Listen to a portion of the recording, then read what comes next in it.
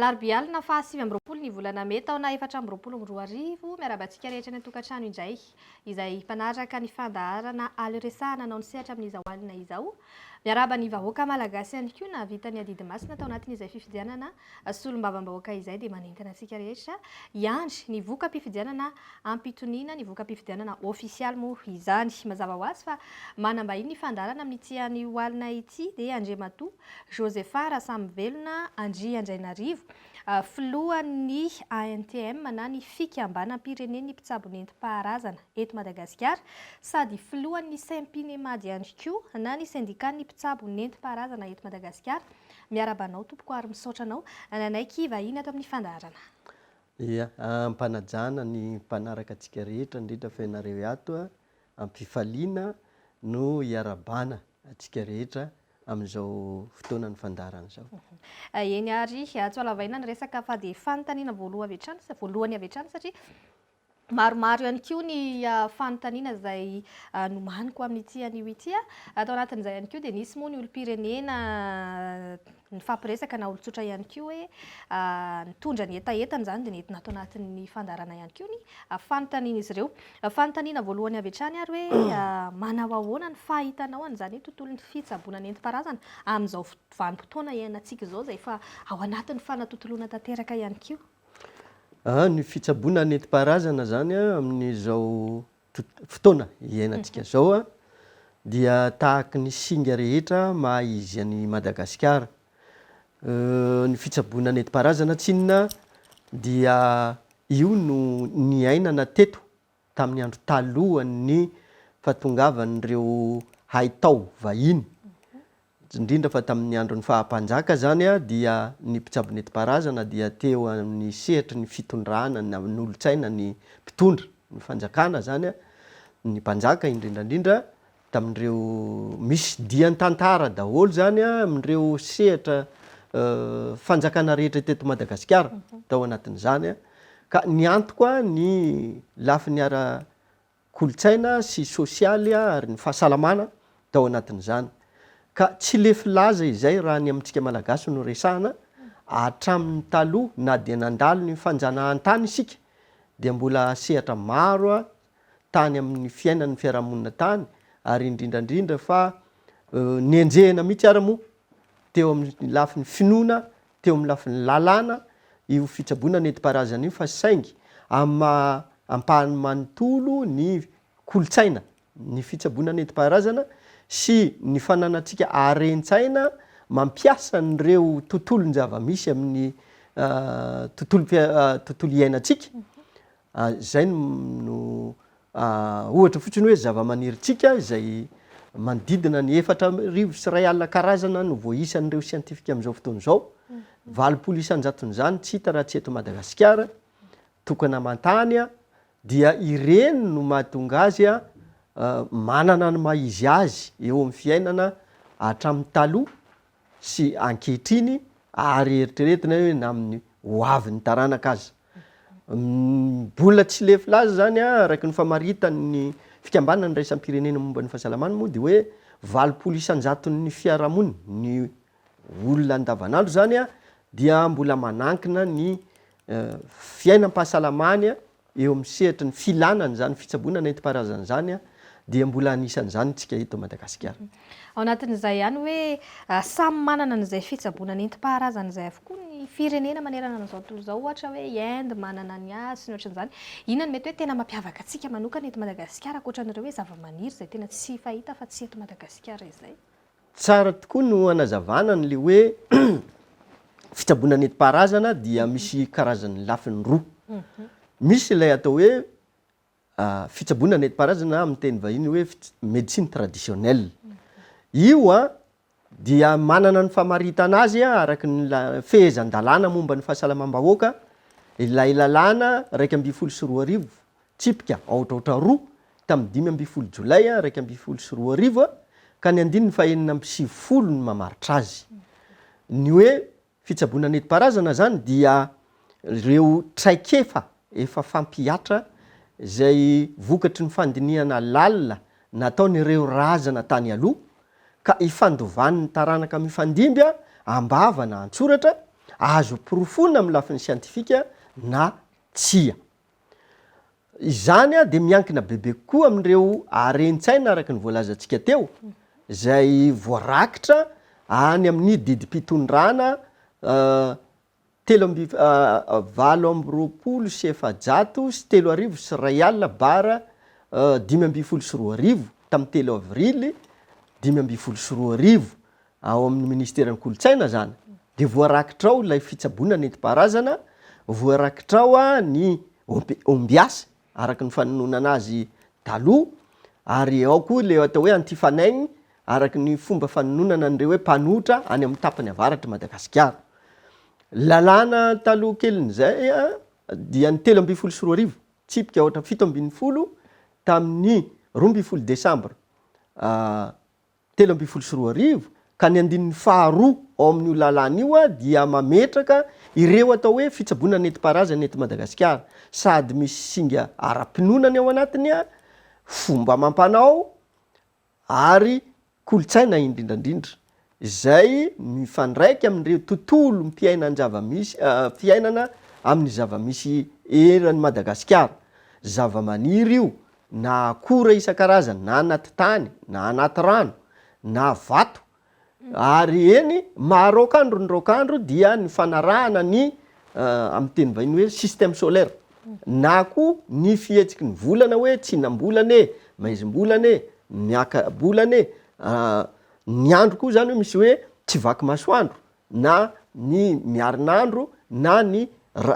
maty masoandro. Mifandraika amin'izay zany ny fanarahan'ireo Ntaolo tany aloha ny fiasan'ireo akora sy zava-maniry amin'ny fiarahamonitsika amin'ny tontolo iainantsika eto Madagasikara. Izay indrindra no mampiavaka antsika erany amin'ny manoloana n'izao tontolo izao, satria ny toe-java-misy eto amin'ny tanitsika zany dia isika malagasy ny natao mahalala azy mialoha indrindra an'ireo mpikaroko sy ireo vahiny avy any ivelany. Miavaka zay ary izay indrindra no atao tsy hanononana an'ireo atao hoe argot médical zany, na ile hoe cancer ohatra zany, na hoe diabete na izao ireo fiteny vahiny ireo dia tsy ato anatin'ny sehatry ny atao hoe fitsaboana nentim-paharazana. Raha ohatra zany ka misy mpitsabo nentim-paharazana tsy mahay afa-tsy zay dia angamba ho iaho hoe sehatra hafa no hainy. Inona le sehatra hafa? Misy ny atao hoe fitsaboana nentim-paharazana, ilay atao hoe médecine complémentaire et parallèle, izay ireo aren-tsaina sy haitao fahaiza-manao na traikefa avy any ivelany. Médecine zany hoe ireo entim-bahiny zany sahala amin'ny hoe indiana voalazanao teo, ny sinoa na ny japonais zay manana ny azy ihany koa, ary ankatoavina eto Madagasikara izy ireny fa sehatra hafa indray no manao miandraikitra azy. Tsy natao hivondrona atao anatin'ny fikambana amin'ny pireneny ny mpitsabo nentim-paharazana na ny ANTM izay napetraky ny fitondram-panjakana iahina an'io fitsaboana nentim-paharazana io sy ny mpitsabo nentim-paharazana eto Madagasikara. Anisany hita nisongadina izay fitsaboana nentim-paharazana izay tamin'ny vanim-potoana ny Covid-19 ary nomena somary hita mihitsy zany hoe nomena lanja tao anatin'izay. Manao ahoana ny fandraisanareo an'izay hoe fanomezan-danja ny mpitsabo nentim-paharazana tamin'ny valanaretina Covid-19 izay? Manao ahoana ihany koa nefa ny fanaraha-maso tao anatin'izay izay mety hoe nisy famokarana fanafody sy ny manodididina azy? Nomena lanja hoy isika isaorana ny fitondram-panjakana zany. Voninkazo kely moa ngamba no resahako hoe tamin'ny 2,4 zany dia io fitondrana io no nampiditra azy tao anaty zany hoe nanomboka tany amin'ny 7,709 izay nisy ny fenkevitry ny fikambanan'ny iraisam-pirenena momba ny fahasalamam-bahoaka, ampidirana azy ao amin'ny rindran-daminy ny fahasalamam-bahoaka ao amin'ny firenena tsirairay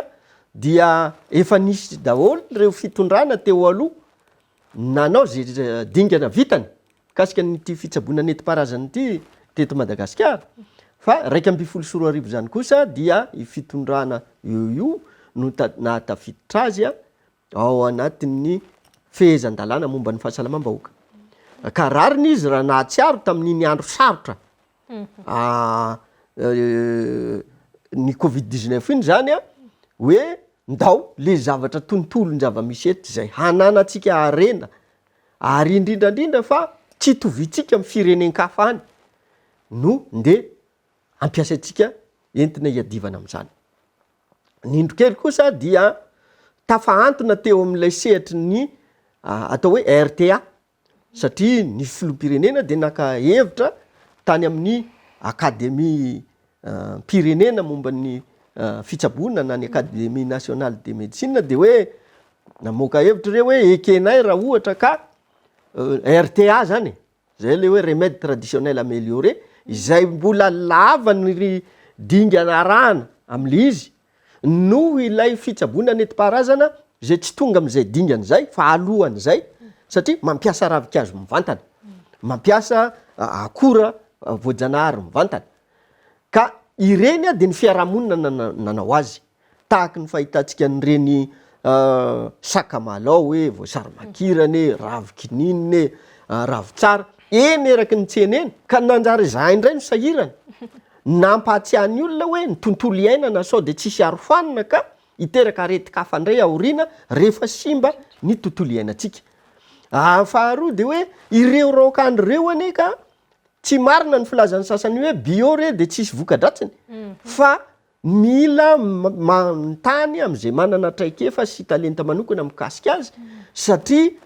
misy voka-dratsiny daholo ihany izy io. Ataontsika ohatra hoe ny anamamy raha hoan'ny olona be tosidra dia tsy maintsy hiteraka aretina ihany dia tahaka an'izany koa ireo raokandro rehetra ireo misy ny vokatra tsy andrasana ao anatiny ka voatery nanao antso indray zay tamin'ireny hoe mitandrema lahy marina fa fanomezam-pahasoavana nomen'Andriamanitra antsika ireo amin'ny tontolo iainantsika ireo fa saingy mba misy ihany nomeny fanomezam-pahasoavana eny anivon'ny fiarahamonitsika alala bebe kokoa mikasika an'ireo dia ireo mpitsabo nentim-paharazana eran'ny Madagasikara zany. Tamin'ireny fotoan'ireny dia voatery indray zay nanao antso an'izay mba hoarofanina mba tsy hiteraka io fa resy ilay Covid-19 dia zavatra hafa indray no hitranga rehefa avy eo. Zay zany ny zavatra niainanay tamin'ireny fotoan'ireny ary ny tenanay raha teo moa dia tao ao anatiny ny komity mpirenena mikasika ny fikarohana mahakasika ny singa ny olombelona na le atao hoe CRBM zay hitondrany ireo mpikaroka ireo fangatahana hanao fikarohana mahakasika ny fiainan'olombelona zay le atao hoe comité d'éthique de la recherche biomédicale dia nitondra ny hevitray zay tao anatin'izay zavatra zay manoloana nyreny fikarohana ataon'ny mpikaroka rehetrarehetra reny mahakasika ny tontolo javaboary ny fitsaboana nentim-paharazana ary indrindrandrindra ny zavamaniry fanao fanafody hoentina ny adivana tamin'izy ireny. Zay zany ny anjara toerana nisy anay ankoatra n'ilay nataon'ny mpitsabo nentim-paharazana tsirairay tany amin'ny faritra nisy azy tany mba ny fanohana sy ny fanome hevitra tamin'ny mpiarabelona. Fanontaniana manaraka somary hiditra lavindalina kely amin'izay koa ihany koa ngamba ty fanontaniana manaraka ty président mahakasika indrindra izay hoe fanafody nentim-paharazana izay raha ohatra zany hoe misy mpikaroka na mpikambana eo anivon'ny ANTM mahita hoe ity ravikazo ity na ity raokandro malagasy ity afaka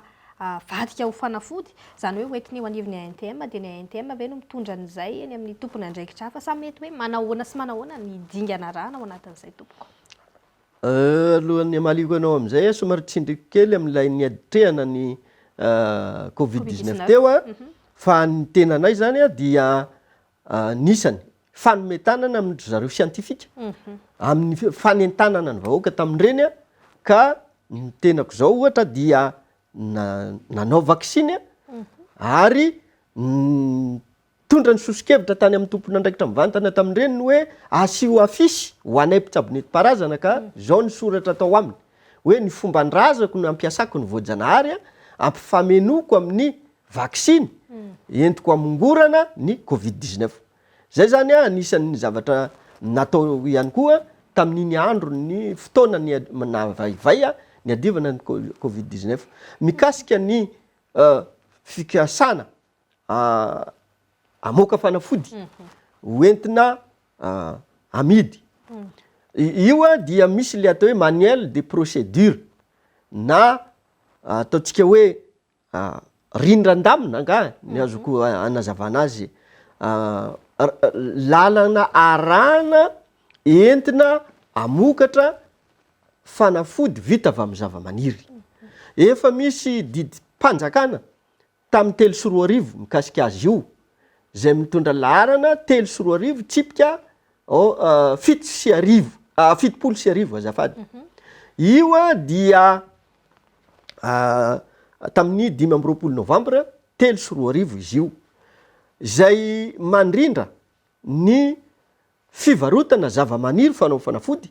sy famokarana ary fivarotana fanafody vita avy amin'ny zava-maniry eto Madagasikara. Misy niainga avy tamin'izay ary zany de namoaka an'izay atao hoe manuel de procédure zay ny ministeran'ny fahasalamam-bahoaka. Ao anatin'io dia notsinjaraina ho 4 mazava tsara ny sokajy mpanafody nentim-paharazana na ny hoe kategoria zany. Ny sokajy voalohany dia natao ho an'ny mpitsabo nentim-paharazana izay vita amboary tanana araky ny harentsaina no akana an'ilay zava-maniry any atoerana any amin'ny fotony arakaraky ny aretina na ny olana hoentina hitsabona aminy. Izay vitan'ny mpitsabo nentim-paharazana zay dia natao ho ampiasainy mpitsabo nentim-paharazana ao anatin'ny toeram-pitsabony. Ary io dia tsy misy contrôle na inona zany nilazana an'izany hoe fanamaso natao manokana ho an'ny mpitsabo nentim-paharazana fa izy sy ny marary, zany hoe mizaha marary izy ao amin'ny toeram-pitsabony dia izy mahafantatra hoe zao no fanafody tokony tandrify anao ary zao ny fomba fampiasana azy, zao no fepetra fady tsy azo ampiasana an'io ary ny olona tahaka zao tandremo fa tsy mahazo mampiasa an'io. Izy sy ny marary zay. Izay ilay kategoria voalohany ho an'ny mpitsabo nentim-paharazana. Ohatra hoe tambavy ao Ny tambavy indrindrandrindra moa zany dia hatramina fotaka, hatramina lomotra, hatrany amin'ny zavatra anaty rano dia fanafody nentim-paharazana malagasy daholo reny. Etsy andaniny misy ny raha ohatra kosa ka io ataon'ny mpitsabo nentim-paharazana io tiany ho amidy any amin'ny ofisine, zay moa ny fiteny azy. Misy fiteny ao amin'ny ministère fahasalamana ao hoe autorisation de mise sur les marchés na fahazahon-dalana hivarotra fanafody ohatrany hoe eny an-tsena ny fiteny azy nefa raha ny tena marina re tompoko na fanafody vazaha izy na ny fanafody nentim-paharazana gasy izy tsy azo amidy eny an-tsena tahaka an'ireny anana reny, tahaka an'le reny amoron-dalana amidy reny raha ny tena marina fa ofisine ny fiteny azy. Misy toerana kely mendrika an'izany atao hoe fahasalamana zany ny tokony hipetrahan'le zavatra amidy fa tsy reny le mitanin'andro eny amoron-dalana na rehefa mandalo ny olona de mihintsakitsany eny ny fasika sy ny karazana hatramin'ny kapa sy ny kiraro azy dia tokony hiavaka zany na de ravi-kazo azy izy amidinao io dia miavaka amin'ny zavatra hafa ny mahafanafody azy. Faharoa de hoe mila fitandremana izy io fa be eo amin'ireny ravikazo reny na ny hodikazo rehefa danin'ny ainandro izy io de miala le hery miasany ao anatiny ao fa lasa ny masoandro ka lasa faika ny zava-maniry fotsiny na no tavela eo ka lasa tsy fanafody izy amin'izay fotoana zay, tsy ame vokatra andrasana araky ny tokony ho izy ilay vokatra. Tahaka zany ihany koa ireny vita amin'ny tavoahangy sy amin'ny menaka le ataondry zareo hoe namaninina reny fa fatatsika tsara fa loha menaka tompoko dia amin'ny teny vahiny hoe volatile, zany hoe rehefa mafana izy io danin'ny ainana miala tao ny heriny io manidina manjavona arak'izay de miova ny hery miasan'io. Misy an'irenytsika manao an'ireny vanty en ligne reny ikotrokotrany fandianana eny manatitra azy eny anaty plastika na anaty tavoahangy sy ny karazany le zavatra de lasa mivadika mandroatra dia miova ny hery miasan'ny tompoko ary tsy voatandronao ianao zay any an-trano manirakolona anatitra n'iny fanafody iny analavitra any de miova eny an-dalana eny ny herin'io fanafody io ka mety hitera-doza ilana fitandremana. Izay no mahatonga an'le hoe tokony manatina mpitsabo ny olona manana ny tsy fahasalamana dia afantatra hoe zao ny tokony homenanao na zao ny tokony hitandremanao mivantana. Tahaka an'izay isika mpivarotra tambavy izay maro akandrondraokandro isika de tokony tsoa ambany zavatra mihitsy ny fotoana nakanany reny zava-maniry reny sy ny fepetra iarovana azy tsy ho danin'ny ainandro araka ny voalazantsika teo ny tsy ahatsemboko azy fa raha tsy voatandrony dia raha zavatra tokony ravongoavy alaina vao maraina tsy vaky masoandro no tokony ho ampiasaina amin'ny aretina anankiray nefa sendra alaina tamin'ny 12 atoandro na le maty masoandro dia tsy hanome an'le hery miasa le izy no zany dia tokony misy zavatra jerena manokana amboarina ihany koa ao anatin'io fivarotana zava-maniry fanafona fody satria ny an'ny sasany dia lasa tsy anasa de lasa mivarotra an'ireny de lasa manaonao foana tsika indraindray ka mila fanatsarana zany ilay fivarotana an'ireny ka ao anatin'ilay didim-panjakana voalazako teo aloha no misy an'izany fepetra rehetrarehetra zany iny zany dia ambaratonga anankiray ka araky ny voalazako hoe rehefa te ho amidinao le fanafody vokarinao dia manaraka n'ilay dingana voalazan'io didim-panjakana io ihany izay tsy maintsy hoentinao manao fangatana ianao ao amin'ny sampandraraha misahana ny zava-maniry fanao fanafody sy ny fitsaboana nentim-paharazana na ny service pharmacopée et de la médecine traditionnelle SPMT zay eo ambany fiahiny ny direction des pharmacies de laboratoire et de la médecine traditionnelle na le atao hoe DPLMT zay manome anao ny dingana arahana mikasika an'izany fangatahana alalana hivarotra fanafody izany dia olona ray monjy zay amin'ny ANTM solitena ao anatin'le atao hoe komity mikasika ny zava-maniry fanafody na inona moa anarany CPT no anafoezana azy ka noho zany miara-mandinika an'io fanafody io ireo solitena avy any amin'ny sehatry ny fikarohana anjery manontolo ny avy amin'ny ho lafitry ny dokotera avy amin'ny ao ministera ny fahasalamana indrindrandrindra avy amin'ny sehatra maro mijery an'io hoe manaraka ny tokony ho izy ve ity fanafodin'ny olona angatahana alalana ity ka rehefa zany dia mamoaka ny alalana ny avy ao amin'ny ministera ny fahasalamam-bahoaka dia izay ianao zany vao afaka miteny hoe nazahoanay alalana ity misy midradradradrany reny le hoe ny anay mandalo observation clinique mandalo an'izao izy reny tompoko de dingana anankiray fotsiny ao anatin'izany manuel de procédure izany fa tsy zay ny atao hoe faratampony ka ahafahana mahazo antoka fa fanafody ara-dalàna io fanafody io na ianao zany mijanona amin'le mahatradi praticien anao ka ao an-trano no mizaha fahasalamana de manome azy na ianao tsy midradradradrany reny rehetrarehetra reny satria tsy araky ny tokony ho izy ny fahazahon-dalana hivarotra an'ireny fanafody reny amin'ny toerana tsy natao azy zany na ankalamanjana ao anatin'izay zany sokajiana ho anisany hoe tsy manara-dalàna zany ireny mpivarotra karazana ohatrany hoe fanafody na raokandro eny amin'ny sisiny reny indrindrindra ihany koa anisany ametrahany olona fanontaniana maro be ihany koa ny makasika ny menaka mahagaga ty le menaka mahagaga na maninona azo hoanina azo hosorana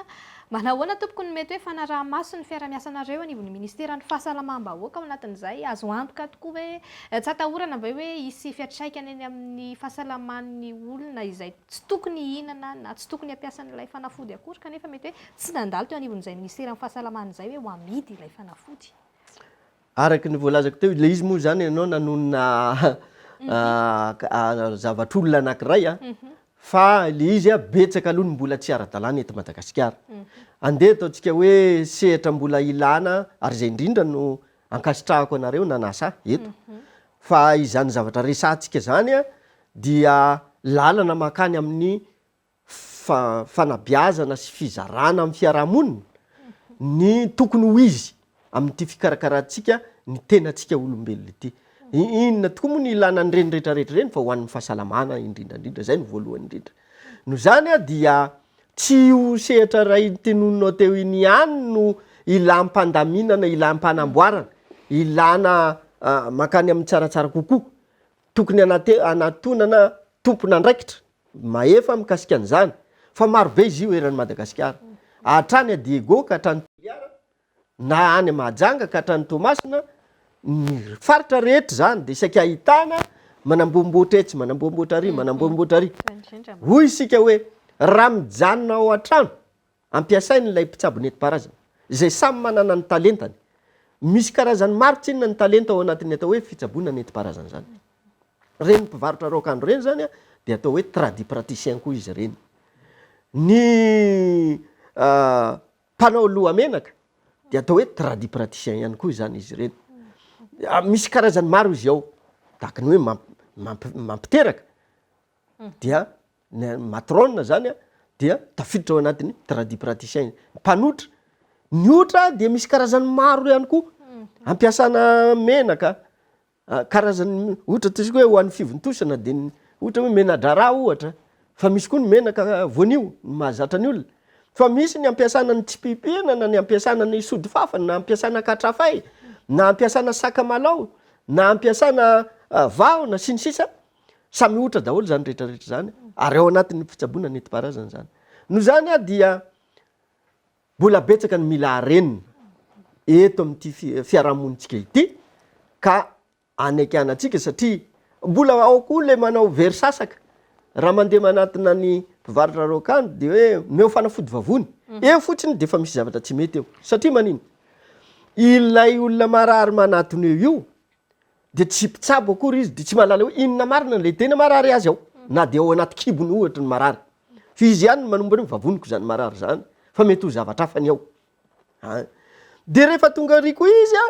de avy hatrany ilay mpivarotra de maka de tetehana de hoe ty atao very sasaka de sotroy zay le hoe tambavin-drazana efa miova nefa ny toetrandro ankehitriny a momba ny hery miasany reny zava-maniry reny tsy ohatra n'le taloha tany amin'ny androndro bebe sy ry dadabe tsony eo le mila mahamailo amin'izy ity fa ozytsika hoe misy vokatra tsy andrasana avy amin'ireny zava-maniry reny ilana fahalalana tsara zany a ny tena aretin'le olona vo afahana mamaritra ny hoe ravikazo toy izao nalaina tam'izao manana fatra tahaka izao ny tokony tandrifany ty olona ity mila manarina an'izay zany a ny fahazarantsika zay isika raha te azo tena ny hery miasa tsara fanandrify an'le aretina sy le olana no entitsika mitsabo tena fa raha tsy zany a de lasa sanatry mety le aretina mihitsy lasa miombo na mety tsy sitrana de avy eo vao mahazo loza ny tambavy lasa miditra hôpitaly le olona rehefa avy eo a rehefa tonga any a de tezitry ry dokotera fa hoe nampiasa tambavy sy ny karazany dia satria manino mety ho vo ny aty mety ho vo ny vavony mety ho vo ny voa ao amin'ny olombelona na ny tsinay na ny lalan'ny rivotra rehetrarehetra any ireny rehetrarehetra reny lalan-kanina moa azafady ireny rehetrarehetra reny a no mahatonga atsika hoe mila olona manana raikefa tsara no mampiasa manao an'io fitsaboana nentim-paharazana io sy manao an'ireny fikirakirana zava-maniry fanao fanafody ireny mba iarovana ny vokatra tsy andrasana zay mety ahavo ny olombelona ka lasa efa potika ny ao anatiny a va tonga any amin'ny hôpitaly rariny tokoa raha tezitry ry dokotera rehefa avy eo fa raha olona mahafehy azy tsara de tahaka ny fanafody any amin'ny farmasia ihany a io ny farmasia ngeka mba misy fanafody tsy azo entiny olona andeha amily fiarakodia tsy azo hosoton'ny olona na hoan'ny olona na tsindroman'ny olona bevoka ohatra ny vehivavy de tahaka zany koa ny tambavy misy tambavy zakany ikoto fa tsy mety amin'ny irasoa na tahaka zany hatrany hatrany na aretina ataotsika hoe mitovy azy fa mety tsy mitovy a ny zakany anankiray sy ny tsy zakany anankiray mety tsy voatery hitovy zay tompoko ny ao anatin'io zavatra io fa tsy mandehandeha fahatany akory a ny fampiasana an'io raokandro io sy ny ain'olombelona izay natao ho asoavina ao anatiny ao anatin'izay rehetra izay ary ve tokony hoe hisy karazana fampiofanana zany ve na fampivondronana ny ireo mpitsabo nentim-paharazana ireo hanomezana an'izay torohevitra sy ny toromarika rehetra izay raha tsy diso efa anisan'ny manatanteraka an'izay matetika ihany koa manatanteraka fivorimbe ihany koa ny eo anivony ANTM aiza ho aiza ny mahakasika an'izay tompoko. Zay indrindra no natao isiny io fikambanam-pirenena ny mpitsabo nentim-paharazana io. Dia ny andininy faharoa ao amin'ilay didim-panjakana laharana 3 sy 4 arivo 4 sy 4 arivo azafady 4 sy 4 arivo tsipika aotra 20 tamin'ny 13 febroary 4 sy 4 arivo izay mandrindra na ny mandrafitra ny fepetra momba ny asan'ny mpitsabo nentim-paharazana na ny tradipraticien de santé eto Madagasikara. Ny andininy faharoa amin'io zany dia ny hoe ny fikambanam-pirenen'ny mpitsabo nentim-paharazana zany dia natao ivondrona n'ireo fikambanana misahana ny fitsaboana nentim-paharazana ary indrindrandrindra miandraikitra ny fampiroboroboana sy ny fampandrosoana ny fitsaboana nentim-paharazana eto Madagasikara miaraka amin'ny ministera tompon'andraikitra. Ministera tompon'andraikitra mikasika an'io dia 3 eto Madagasikara. Fa ny voalohany indrindra amin'io ny fahasalamam-bahoaka zany miaraka amin'ny ireo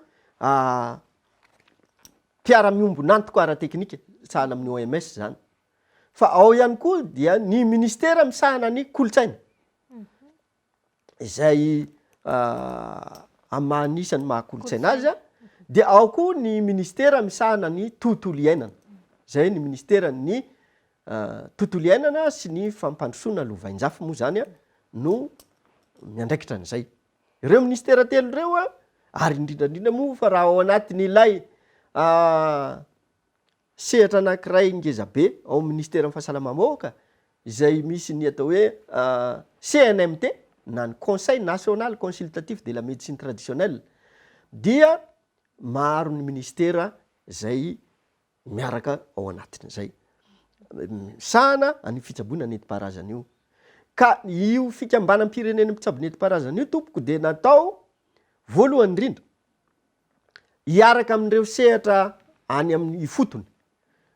Satria raha ny rafitra zany no lazaina dia misy ny atao hoe filan-kevitra kominaly momba ny fitsaboana nentim-paharazana izay mbola indrisy fa mbola tsy dia tafiasa tsara izy io amin'izao fotoana izao. Andraikitra ireo fokotany sy ny chef CSB any am-potony tompoko no manamarina ireo mpitsabo nentim-paharazana ao aminy, ao amin'ny faritra misy azy. Tsy mitombina zany ary tsy mety le hoe mandeha mitourné ny mpitsabo nentim-paharazana na hoe mandehandeha tsiroa fa ao amin'ny sehatry ny misy anao dia ao ianao zany no fantatra. Io zany le atao hoe recensement voaisa ao anatin'ny commune misy anao anankiray. Any zany dia efa miainga amin'ny ampahany betsaka ny hoe fahazahoana antoka an'ilay atao hoe mpitsabo nentim-paharazana. Tsy maintsy tokony ho hamarin'ireo any am-potony dia avy eo izy dia mankaty mameno fanadihadiana mankaty amin'ny mpitsabo nentim-paharazana amin'ny fikambanam-pirenen'ny mpitsabo nentim-paharazana. Ao indray izy dia misy fikambanana 40 ny ao anatiny ao izay nankatoavina ho idiran'ireo mpitsabo nentim-paharazana ireo. Fikambanan'io rehefa avy nanadihady azy sy nanome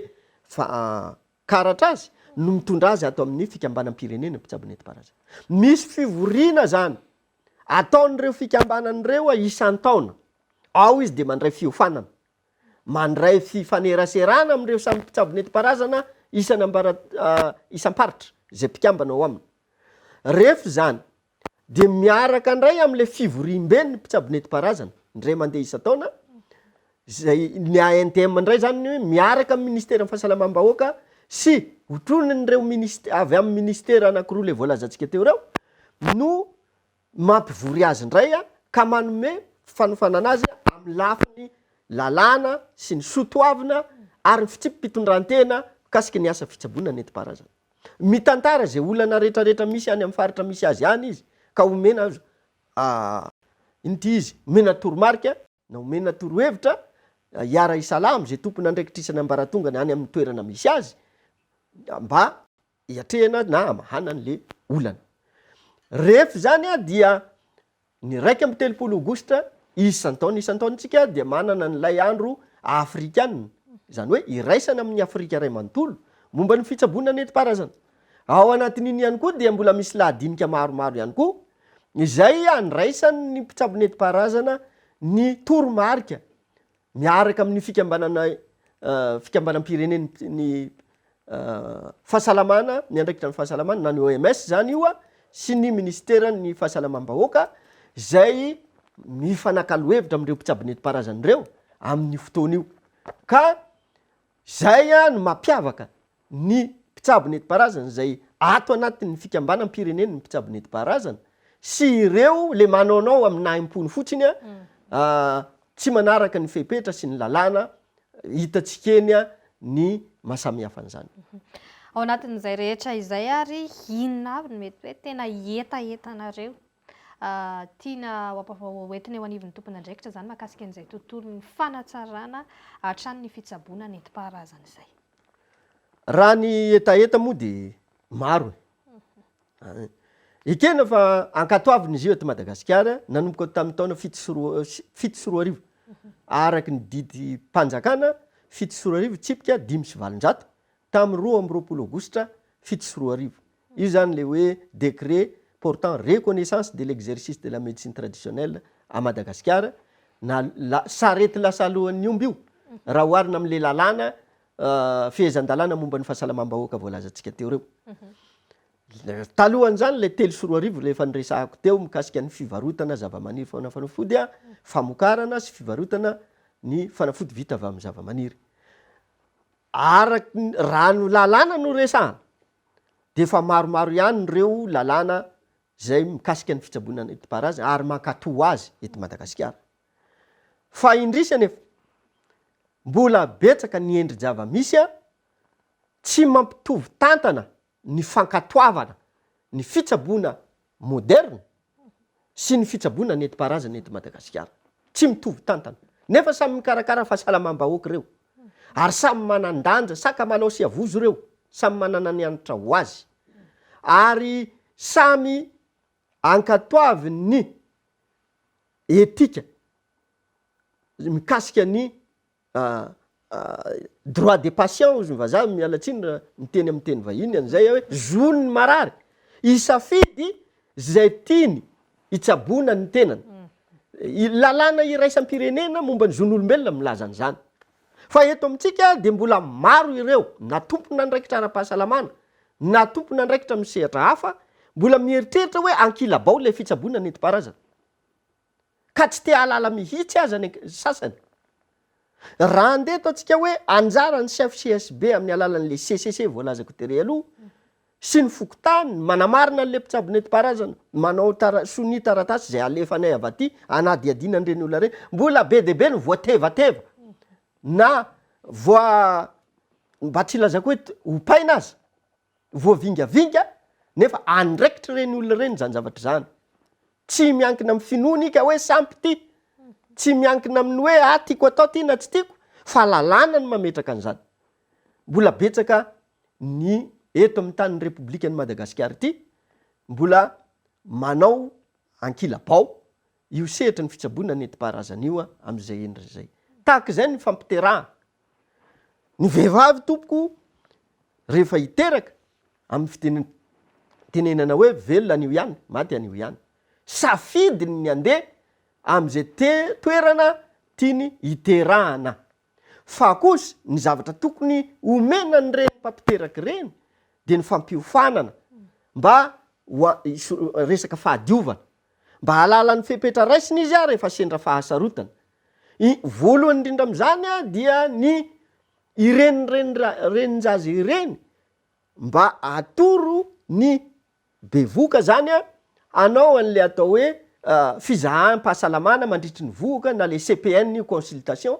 prénatal ozy ny fiteny vahiny. Azony matrona na ny renin-jaza atao ange no miteny an'izany hoe na te hiotra ary ianareo makaty amiko zatsy andray anareo raha tsy mandeha manao fizaham-pahasalamana, manao fitiliana, manao ekografia any amin'ny sehatra tandrify azy fa tsy ny mpitsabo nentim-paharazana ndeha hiditra amin'izany. na koa hoe manao vaksiny azony renynjara atao atoro an'izany ary anjarany any am'izay mizaha fahasalamany ray no miteny hoe ho sarotra ianao ty hiteraka na raha sendra misy fambara hiteny sahala amin'ny hoe mivontovonto ohatra na ny aretina mitaizan'le vehivavy bevoka amantarany hoe ho mory ty fiterahany ty na ho sarotra noho zany torohevitra ohatr'izay ary indrindra fa ny fahadiovana manoloana ny otrikaretina sy ny aretina mandoza sida ohatra na ny aretina maro hafa tahak'izay koa ny hoe fanaovany fahazahoana manao fanambaram-piterahana irenyrenin-jaza ireny fa tsy hoe tevatevaina ndray izy satria ny olona nge na any anaty bus na eny an-dalana teraka de tsy maintsy mandray andraikitra na fokotany izy na izy manao fanambarana fahaterahana iny any amin'ny tompona andraikitra mahefa de ny commune zany ko nahoana ny mpitsaboneti-parazana no lasa sahirana na mety ho tevatevaina anyka lasa tsy mahavita copie ny zaza teraka de lasa manao jugement supplétif lava eto tsika izany rehetrarehetra zany no zavatra ambaranay hoe mila fijerena manokana eto amin'ity sehatra ity ankoatrany ny hoe anisan'ny mpiaro ny tontolo iainana ny mpitsaboneti-parazana ka miaro an'ireny atiala reny satria any ny farmasiany lasa izy ndray tompony mangatakatiny doran'ny olona na loton'ny olona ny zava-maniry de lasa